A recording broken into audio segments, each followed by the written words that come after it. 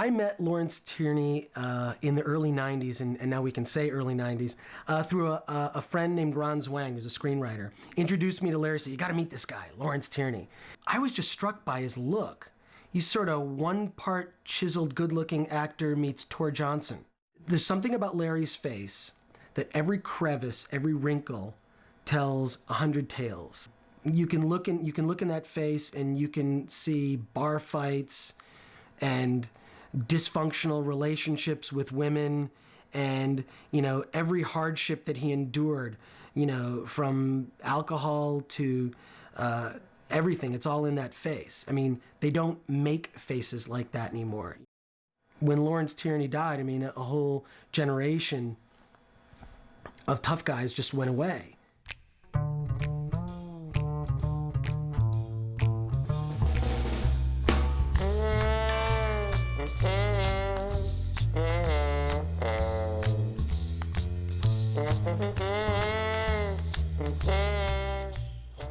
I loved Lawrence. I just really loved him. He was wonderful. But he was completely a directorial, school by fire.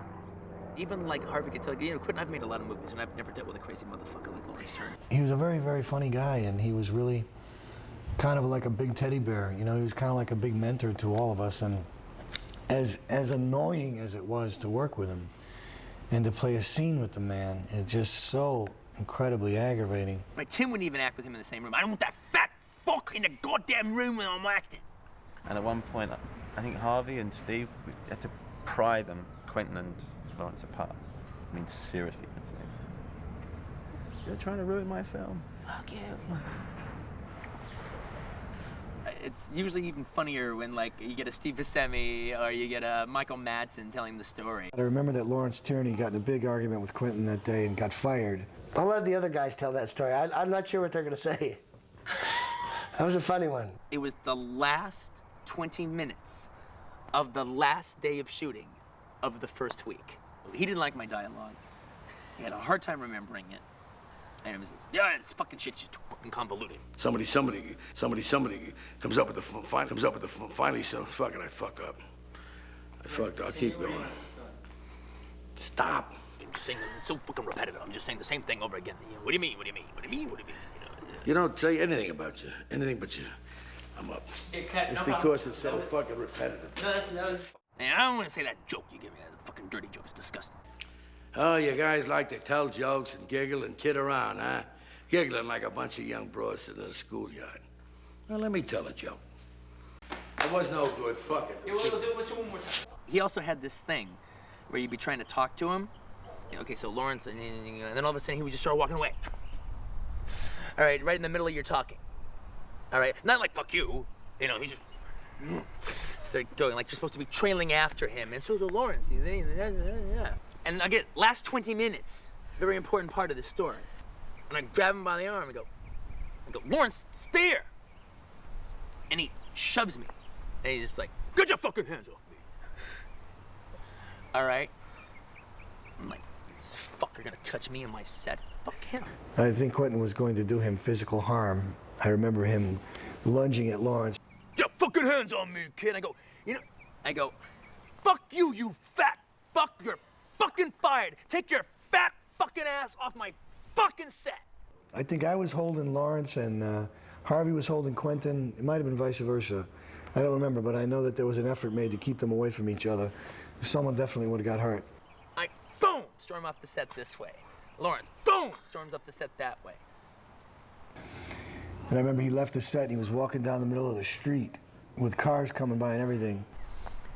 The crew breaks out into applause.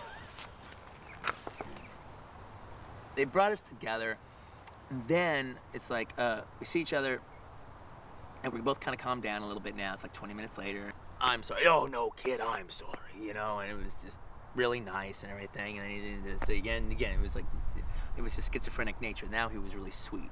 Then he was just like, so kid, how about this? We're all gonna go out, me and the whole crew, we're all gonna go out and drink and have a good time. He goes, all right, kid, how about you? Me and you, we're gonna go out and we're gonna drink and we'll put this all behind us, And I go, no, I didn't really feel like going out and drinking with Lawrence Tierney. he wasn't supposed to drink, and we were all encouraged not to let him drink. So naturally, the first thing we did was take him out for drinks. I brought him to Musso and Frank's one time, and we were sitting at the bar, and we had many, many vodka tonics, and suddenly he says, I'm leaving. I gotta go to the bathroom. And so he wandered off and didn't come back for quite some time, and we all wondered what happened to Lawrence, where the hell is he? I heard a lot of automobiles out in front of the restaurant. They were all honking and all that.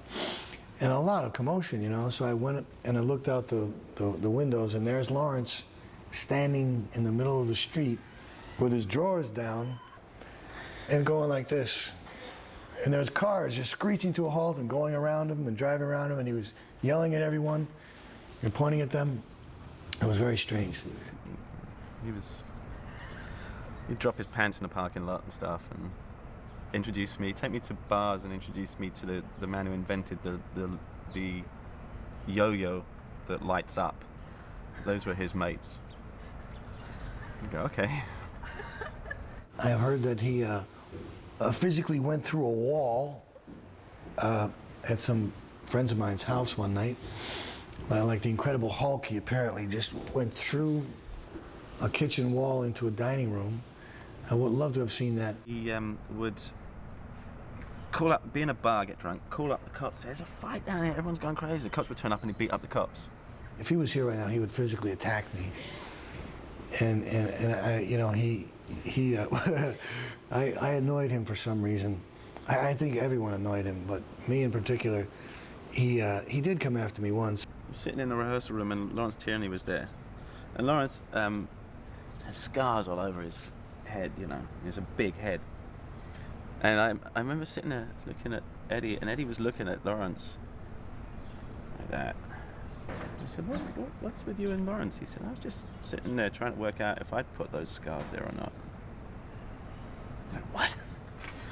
And there's a couple of stories there that go way back about that. You know the guy that was in Reservoir Dogs, the old guy that just died? Lawrence Tierney. Lawrence Tierney. I had a fight with him in the parking lot back there behind this place in the 50s, What happened, how'd I get in a fight with him? I pulled up in the parking lot with a broad, and Lawrence Tierney was beating the shit out of his brother. He had him up against the wall and was slamming him in the wall, and the chick was with me said, hey Eddie, hey baby, what would you do to that guy? I said, man, I'd look like Sugar Ray Robinson on his ass, So I swing on him, I punch on him, and I miss. I don't hit him right. My arm kind of goes around him. Have you ever been in fights? You punch and you miss, and I don't get him with a full on the chin. I don't hit him right, And he's a big guy. So in a couple of minutes, he's got my coat over my head, man. I'm really busting my mouth open. This is in the 50s. This is way before Reservoir Dogs. You guys had a history. Uh-huh. Did he remember you? No. The rumor has it that the cops actually took him to the state line and threw him across it. He was such trouble. He's such trouble. Before we started rehearsing, we had an informal barbecue at Harvey, a place Harvey was leasing on the beach. Well, I had just seen a movie called The Devil Thumbs a Ride with this guy, who was Lawrence Tierney in the end. But I didn't know it was Lawrence Tierney. It was just like 3 weeks before. I said, I wonder what happened to this prick. I go, this guy is so mean. He probably never worked again, but he's a good-looking guy. He can act, but he's just not one redeeming quality about the character, and he didn't care. Have you ever seen the movie Devil Thumbs a Ride? That could be called the Lawrence Tierney story, all right? Because it's all about like some nice guy who's driving down the street, and Lawrence Tierney's hitchhiking on the side of the road, and you stop to pick him up. You're having a good day, and you're a nice guy, but because you bumped into Lawrence Tierney, he's gonna ruin your life. All right, from that moment on, your day's gonna be fucked and your life is gonna be ruined while he's in your presence. I end up inviting him to a barbecue at my house. And he says, okay, great. So I said, well, we'll have a barbecue before we start shooting. It was like 2 weeks before we had to start shooting. I said, we'll have a barbecue and, we'll get to know each other a little bit and be great. He goes, great. That's fine. I leave. Next morning, 8 a.m., I get a phone call. Hello, I'm just getting up. He goes, yeah, it's Lawrence. What time should I be there? I go, no, I mean, we'll have, before we start shooting, we'll get together. I got some things I got. No, what time? Come on, I got today. What time should I be there? The guy's like, you know, just already bullying me, right? You never want to invite Lawrence over to your house because basically you're going to have a guest for like the next 2 weeks until you actually have to forcibly call a cop. So I go, okay, be here about noon. Well, where am I coming? So I give him the address of Malibu. He goes, is that, okay, well, I got to take the bus 5, the bus 96, to the bus 77, to the 367, and then I'll catch on the, I mean, it's like 16 buses he's got to take to get there. I don't know where he's coming from. So I'll be there at about 12:16. Pick me up at the bus station. And he's there with his Bermuda shorts on, you know, a Hawaiian shirt, all his toiletries, like some underwear and a shirt. You know, he's planning on staying a while. So he gets to the house. This is a true story. And I got a Cracker Barrel cheese and bread, and I'm cooking monster steaks. The guy eats all the bread. He eats the whole thing. He goes, you got any more of that cheese? I go, Lawrence, there's going to be a huge steak on your way, big salad, vegetables, the whole thing. Just wait a minute. He goes, he gets a big quart of juice, drinks the whole thing. Guy's amazing. People tell stories like this about me, so I can tell this story. People said this about me for years. I finally got a guy I can tell it about. So then he goes, hey, you got a nice place here. I said, well, it's not really mine, it's my folks' place. He said, yeah, but it's nice by the ocean. But you need some lawn furniture. And there's lawn furniture everywhere in the yard, everywhere. I go, Lawrence, look at this beautiful, you know, lawn furniture. It's all over. He says, yeah, but you need, you could use some more. You could use some more. You might have a party. I got some for you. I'm going to give it to you when we get to my house. And when we get to your house, he says, oh, yeah, the buses don't run late enough. Meanwhile, his nephew calls me up. He goes, hey, is my uncle there? I go, yeah, he's here. He says, don't let him use the phone. He'll call Alaska for 3 hours. He said, just keep an eye on him. He's a good-hearted guy. And he is a good-hearted guy. So the day progresses. The steaks are finished. You know, I've definitely told him there's no way I want the lawn furniture. So we eat the steaks, have a great time. And we end up, it's about time for him to go home. Next thing I see, he's in my bed asleep. Just out. Had a nice steak, you know, a couple of quarts of juice. He's out cold. Wait about 3 hours later, and he's like a soldier ready to go to war. He goes, all right, where are we going? What are we doing? I said, well, we're going home. I'm going to take you home. He goes, what already? He goes, come on, it's like 6 o'clock. Come on, let's go out. Let's have fun. I mean, he wanted to go out and, you know, hang out. I go, I really got to go. I got stuff I got to do, Lawrence. I really do. But, you know, the next few days, we will. He goes, all right, fine. Be a Scrooge, you know, be a fucking crumb or whatever. So we get in the car, we heading at it. He goes, let's at least get some dessert. We have tiramisu. And when he's done eating the tiramisu, he takes the pewter vase from the center of the table. He goes, I'm going to wait for you out in the truck. He goes out to the truck. My buddy's with me. He goes, you know, you just took the vase off the table? I go, hey, let him have the vase. These guys are friends. So I tell the guys, no, don't worry about it. It's all right. So we're heading over to his apartment on Hollywood Boulevard. And he looks at me and goes, he says, well, at least come to my house. He says, because I've got some videotapes of some movies I did, and I want you to see them. So I go, great. I mean, that's what I want. I go, and by the way, you know, what's with the vase? He said, I didn't take a vase. I said, who said you took one? I said, what's with one? He said, I didn't take nothing. He says, come on, I want to give you them tapes. So we go to his house. He's got this apartment on Hollywood Boulevard. Goes up, he goes, hey, hang on a minute. So I'm going to bring you them tapes down here.